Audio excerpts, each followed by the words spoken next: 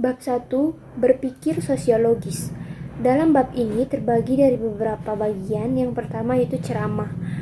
Konsep dari ceramah niscaya menggugah pikiran dan umumnya diterima dengan baik dalam sosiologi. Gagasan tentang masyarakat manusia di seluruh dunia dapat dilacak kembali ke diskusi tentang prospek kemanusiaan sebagai keseluruhan selama pencerahan abad ke-18. Yang kedua, globalisasi.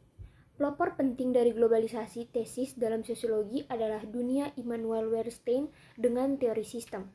Wallerstein berpendapat bahwa sistem ekonomi kapitalis beroperasi pada tingkat tradisional yang merupakan sistem dunia dengan inti dari negara-negara yang relatif kaya, pinggiran, dari masyarakat termiskin, dan semi-pinggiran. Namun, perdebatan kontemporer berasal dari perpecahan globalisasi yang dirasakan dari tahun 1970-an disebabkan oleh pertumbuhan dan kekuatan multinasional perusahaan, kekhawatiran tentang kemunduran bangsa negara, munculnya blok perdagangan supranasional, region ekonomi dan politik seperti Eropa Union, perjalanan yang lebih murah membuat pariwisata asing dan imigrasi semakin meluas, dan munculnya internet memungkinkan komunikasi global yang cepat. 3. Kemodernan. Sosiologi sendiri merupakan produk modernitas, bertujuan untuk mengumpulkan pengetahuan yang dapat diandalkan tentang dunia sosial melalui metode ilmiah untuk campur tangan dan meningkatkan kemajuan masyarakat. Sebagai formasi sosial, modernitas telah secara spektakuler berhasil menembus batas produksi barang-barang material, menghasilkan kekayaan besar bagi yang relatif negara-negara kaya, dan mewujudkan lebih banyak kesetaraan di banyak negara di bidang kehidupan. Keempat adalah postmodern. Cara berpikir yang baik tentang ide-ide postmodern sebagai diterima dalam sosiologi adalah untuk membedakan antara prinsip perubahan sosial postmodern dan sosiologi kemampuan teori untuk menjelaskan dan memahami hal ini. Yang kelima, rasionalisasi. Bertindak secara rasional berarti bertindak secara wajar dan untuk pikiran, tindakan, dan konsekuensinya sebelumnya melakukan itu. Doktrin filosofi yang dikenal sebagai rasionalisme yang berasal dari abad ke-17, kontras pengetahuan berdasarkan alasan dan penalaran dengan yang berakar pada sumber-sumber agama dan diterima kebijaksanaannya. Jelas rasionalitas memiliki asal-usul di hubungan antara berpikir dan melakukan dan produksi pengetahuan. Dalam sosiologi, teori rasionalisasi dalam masyarakat luas mengacu pada proses daripada keadaan yang tetap. Masyarakat. Dalam sosiologi, konsep masyarakat telah fundamental bagi identitas diri para praktisnya. Banyak kamus dan ensiklopedia menyatakan sebagai soal fakta tentang terbentuknya bahwa sosiologi adalah studi tentang masyarakat. Yang berikutnya, struktur atau badan. Herbert Spencer dan Auguste Comte melihat struktur sosial sebagai kelompok, kolektivitas, dan kumpulan individu. Tetapi itu adalah ide Durkheim tentang sosial dan masyarakat sebagai identitas yang berdiri sendiri yang meletakkan pokok bahasan disiplin baru. Jenis sosiologi yang muncul berfokus pada bagian individu dibentuk oleh struktur sosial, yaitu untuk semua maksud dan tujuan di luar diri dan di luar milik mereka. Bab 2. Melakukan sosiologi. Yang pertama, tipe ideal. Tipe ideal adalah alat peneliti yang digunakan sosiolog untuk merancang hipotesis dan membuat perbandingan. Tipe ideal mirip dengan sudut pandang dari mana kita bisa mengamati dunia, titik referensi yang memungkinkan peneliti untuk mulai merumuskan beberapa hal yang relatif pertanyaan tentang fenomena yang bersangkutan. Metode kualitatif dan kuantitatif. Metode kuantitatif biasanya menghasilkan numerik informasi dalam bentuk angka atau presentasi untuk menilai ukuran, masalah sosial, atau presentasi dari populasi tertentu yang berbagai kesamaan sikap. Penelitian tentang kualitatif mencakup semua hal berikut, yaitu metode, kelompok fokus, etnografi, seni terstruktur atau kuesioner tidak berstruktur, wawancara tatap muka, observasi partisipan, penelitian biografi, lisan sejarah, studi naratif, grand teori, dan kehidupan sejarah. Dalam semua ini, sosiolog mencoba memahami bagaimana kehidupan sosial dijalani dan bagaimana orang menafsirkan dan memahami posisi sosial mereka. Salah satu manfaat lebih lanjut dari metode kualitatif adalah kemungkinan meningkatkan validitas penelitian kesimpulan. Realisme kritis bukan hanya filsafat ilmu, tetapi juga merupakan metode penelitian yang menurut para pendukungnya mampu mengamati untuk mendapatkan akses ke penyebab yang mendasari atau generatif mekanisme dunia nyata fenomena. Ini adalah upaya serius untuk menjaga sosial sains bagi ilmu, dan mereka yang mendukungnya mengklaim adalah tugas para ilmuwan untuk mengungkap sosial yang mendasarinya proses yang menghasilkan dunia yang kita alami dan amati.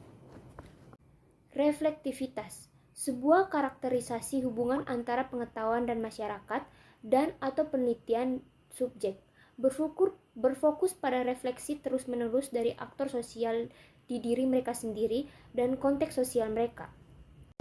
Sains sering digambarkan sebagai penggunaan metode sistematis penyelidikan empiris, analisis data, teoritis berpikir, dan penilaian logis dari argumen untuk mengembangkan tubuh pengetahuan tentang subjek tertentu. Pada definisi ini, sosiologi adalah disiplin ilmu karena melibatkan metode sistematis empiris penyelidikan, analisis data, dan penelitian terhadap teori berdasarkan bukti dan argumen logis. Konstruksionisme sosial adalah berakar pada gagasan bahwa masyarakat dan lembaga-lembaganya selalu dalam proses, dan tugas sosiologi adalah menyelidiki proses konstan ini. Bab 3, lingkungan dan urbanisme. Yang pertama, pengasingan. Dalam sosiologi, keterasingan terkait dengan ketidaksetaraan masyarakat kapitalis. Di dalam waktu sebelumnya, kehidupan kerja mungkin tampak bagi kita untuk dimiliki lebih menuntut secara fisik, tidak kenal lelah dan melelahkan. Tetapi bagi banyak kelompok sosial seperti petani dan pengrajin, tenaga kerja mereka terampil dan memuaskan dalam dirinya sendiri, memungkinkan lebih banyak kontrol atas pekerjaan tugas daripada yang mungkin kita temukan di manufaktur modern, pabrik, lingkungan kantor besar, pusat pengadilan, dan restoran cepat saji. Berikutnya adalah lingkungan.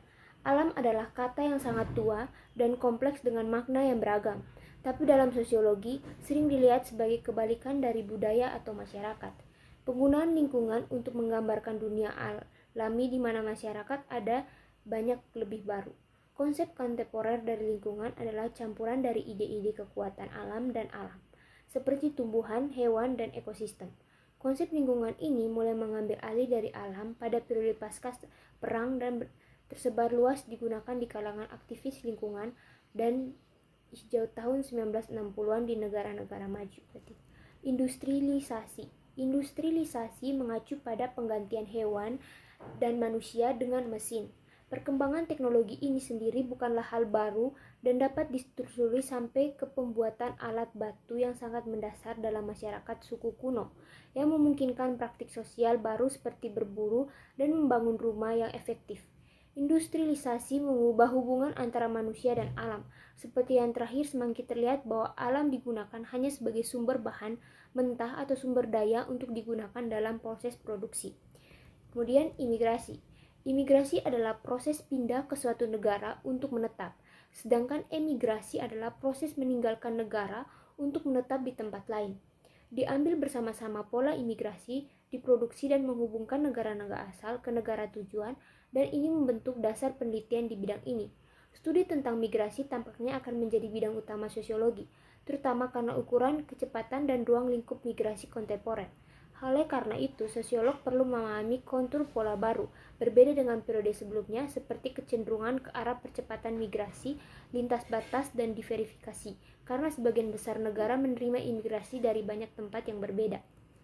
Mempertaruhkan. Resiko adalah istilah yang telah diambil dari kehidupan sehari-hari pengguna dan dikembangkan menjadi konsep sosiologis sebagai teori perubahan sosial yang lebih umum. Banyak keputusan dalam kehidupan sehari-hari juga menjadi penuh dengan resiko dan ketidakpastian.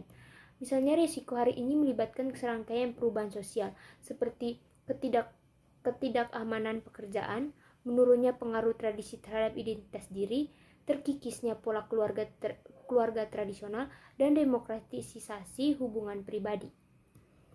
Pembangunan berkelanjutan. Dulu pembangunan diperkenalkan sebagai pengembangan yang memenuhi kebutuhan saat ini tanpa mengorbankan kemampuan generasi mendatang untuk memenuhi kebutuhan mereka sendiri. Konsep ini ditentang secara politis secara sangat fleksibel dan sehingga terbuka untuk interpretasi yang saling bertentangan. Namun beberapa versi itu digunakan oleh pemerhati lingkungan, pemerhati, dan badan-badan internasional, berusaha menemukan cara untuk menangani dengan masalah lingkungan yang serius dan global yang memiliki ketidaksetaraan.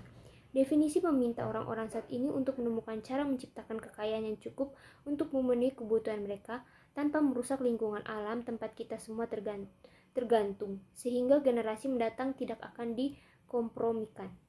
Urbanisme. Saat ini proses urbanisasi menyebabkan populasi yang sangat cepat dan meningkatkan kepadatan yang banyak bagi banyak orang, tampaknya menandai tahap baru peradaban. Ferdinand Tönnies dan George Simmel mengeksplorasi konteks dengan pemukiman sebelumnya, menunjukkan bagaimana individu mengembangkan psikis dan sosial baru strategi untuk bertahan hidup di lingkungan baru. Pendekatan Chicago yang dikenal sebagai ekologi perkotaan secara efektif meluncurkan subdisiplin studi perkotaan. Lebih baru pekerjaan di bidang ini telah melihat peran sosial gerakan dan proses globalisasi kedua membentuk dan dibentuk oleh kehidupan perkotaan. Bab 4. Struktur masyarakat. Yang pertama, birokrasi. Birokrasi pertama kali digunakan untuk menggambarkan pejabat pemerintah, tetapi kemudian diperluas untuk menerima semua organisasi besar. Weber melibat birokrasi sebagai model organisasi formal yang dominan dan karakterisasi terus menginformasikan studi sosiologis. Weber juga jelas bahwa birokrasi adalah salah satu kontributor penting untuk rasionalisasi masyarakat yang sedang berlangsung, yang menyebar ke lebih banyak bidang kehidupan sosial. Meskipun kita mungkin beralih dengan bagian dari analisisnya, penyebaran global kapitalis dari birokrasi modern. Kapitalisme. Menurut Weber, kapitalisme bukanlah produk dari perubahan revolusioner, juga tidak mungkin memberi jalan kepada komunisme di masa depan. Sebaliknya, masa depan kelas pekerjaan terletak pada perkembangan, bukan akhir dari kapitalisme. Dia berpendapat bahwa proses jangka panjang dari rasionalisasi dan penyebaran birokrasi organisasi adalah kunci untuk memahami modernitas. Kapitalisme setidaknya mendorong persaingan dan inovasi yang membantu mengurangi pelemahan pengaruh dominan birokrasi sehingga memungkinkan kebebasan untuk bereksperimen dengan ide-ide baru. Berikutnya, konsumerisme. Bisa dibilang, konsumerisme dapat ditelusuri ke industri revolusi awal abad ke-19, ketika banyak barang material yang diproduksi naik harga yang sangat besar, dan lebih murah memungkinkan lebih banyak lagi kelompok sosial untuk terlibat dalam konsumsi mereka. Masyarakat kapitalis industri didasarkan pada sistem produksi massal, tetapi karena itu harus berarti ada juga konsumsi massal. Barang dan jasa harus dibeli dan dikonsumsi, meskipun produk dan mengonsumsi mungkin terjadi di tempat yang sangat berbeda dari lokasi geografis. Bab 5. Peluang hidup yang tidak sama. Bab ini membahas tentang kelas, jenis kelamin, persimpangan, patriarki, kemiskinan, ras dan etnis, mobilitas sosial, dan status. Peluang hidup seseorang bergantung pada hal-hal tersebut. Sosiologi telah lama tidak setuju atas kelas sosial, sejak teori dan pendekatan yang agak berbeda dari Marx dan Weber. Bagi Marx, kelas adalah sekelompok orang yang berdiri dalam hubungan yang sama dengan alat produksi. Terus terang, mereka adalah pemilik atau bukan pemilik, dan kelas sistem karena itu mengacu sebagai besar sejarah manusia. Bab 6. Hubungan dan jalan hidup. Bab ini membahas tentang masyarakat, keluarga, kursus hidup, jaringan, seks, dan sosialisasi. Konsep komunikasi sulit untuk dijabarkan karena telah mengambil beberapa arti serta membawa beberapa implikasi normatif yang merusak. Dua dasar makna menonjol meskipun sudah menjadi hal yang biasa untuk berbicara tentang komunitas akademis, komunitas gay, komunitas muslim, dan banyak lagi. Definisi ini didasarkan pada gagasan komunitas kepentingan di mana orang dan kelompok yang dimaksud mungkin berada atau tersebar secara geografis dan tidak pernah benar-benar bertemu, namun masih memiliki kepentingan bersama. Bab 7. Interaksi dan komunikasi. Bab ini membahas tentang budaya, identitas, ideologi, interaksi, media massa, dan ruang publik. Identitas dibuat bukan diberikan saat lahir. Karya kedua dari Cole dan Mead di awal abad ke-20 telah menjadi penting bagi perkembangan teori tentang diri dan identitas. Kacamata Chloe teori berpendapat bahwa evaluasi yang dimiliki orang lain tentang seseorang mempengaruhi dan berpotensi mengubah pandangan orang tersebut tentang diri. Namun Mead adalah yang pertama menyampaikan sistematis teori sosiologi tentang pembentukan dan perkembangan diri yang bersikeras bahwa diri bukanlah bagian bawaan biologi kita, juga tidak muncul begitu saja dengan mengembangkan otak manusia, tetapi terbentuk dalam sosial interaksi dengan orang lain. Apa yang ditunjukkan Mead adalah studi tentang diri individu tidak dapat diceraikan dari studi masyarakat, dan itu membutuhkan perspektif sosiologis. Bab 8, Kesehatan, Penyakit, dan Tubuh. Bab ini membahas tentang biomedis, medisiasi, peran sakit, model sosial disabilitas, diri sosial, dan stigma. Model praktik medis barat di mana penyakit didefinisi secara objektif sesuai dengan adanya gejala fisik yang dikenali dan diturunkan secara ilmiah. Perawatan medis diupayakan untuk mengembalikan tubuh ke keadaan sehat. Bab 9, Kejahatan dan Kontrol Sosial. Bab ini membahas tentang anomie, penyimpangan, pelabelan, kepanikan moral, keadilan restoratif, dan kontrol sosial. Proses belajar menyimpang cenderung ditetapkan oleh penjara dan lembaga sosial yang organisasi yang dibentuk untuk mengoreksi penyimpangan perilaku. Untuk ahli teori pelabelan, ini jelas demonstratif paradoks kontrol sosial yang dihasilkan dalam amplifikasi penyimpangan. Wills tertarik bagaimana identitas yang menyimpang dikelola dan diintegrasikan ke dalam kehidupan sehari-hari. Amplifikasi penyimpangan mengacu pada konsekuensi yang tidak diinginkan dari perilaku pelabelan sebagai penyimpang. Ketika agen kontrol benar-benar memprovokasi lebih dari pelaku menyimpang yang sama yang berlabel, seseorang memasukkan label ke dalam identitasnya melalui penyimpangan sekunder dalam siklus meningkat amplifikasi. Bab 10, Sosiologi Politik. Bab ini membahas tentang otoritas, kewenangan, masyarakat sipil, konflik, demokrasi, negara bangsa, kekuasaan, dan gerakan sosial. Sosiologi politik Max Weber adalah titik awal untuk sebagian besar studi tentang kekuasaan, politik, dan otoritas. Weber melihat kekuasaan sebagai kemampuan orang atau kelompok untuk mendapat cara mereka sendiri, bahkan melawan oposisi. Tetapi, orang dapat dikatakan berada di oposisi otoritas saja ketika mereka dapat mengeluarkan perintah dan memiliki harapan yang masuk akal bahwa perintah itu akan dilakukan. Oleh karena itu, otoritas bertumpu pada kepercayaan di antara mereka yang menerima perintah bahwa orang yang memberi mereka adalah melakukan secara sah. Artinya, posisi mereka diterima sebagai berwibawa. Kewenangan dapat dilihat dalam operasi di dalam hubungan orang dewasa dan anak. Dalam keluarga, di mana kepala rumah tangga membuat keputusan. Dalam organisasi, di mana manajer dipandang memiliki hak untuk memberi perintah.